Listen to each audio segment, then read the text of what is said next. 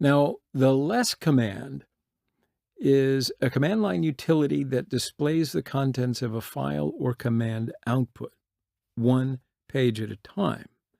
So you see how it's similar to more, but it actually has more advanced features.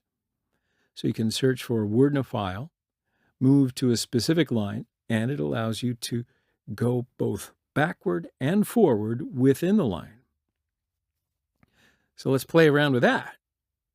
Run sudo less /var/log/syslog.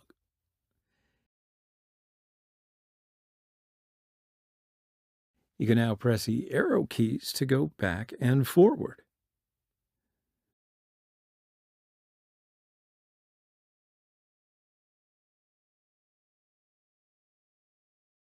So let's search for a database, for instance, right? /database. And yeah, there you go. It finds it easily.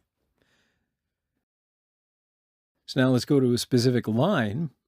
I'll move to the 86th line, for instance. Okay, well, we cannot see the line number, but I believe that we are in the 86th line. All right, so just quit out of that.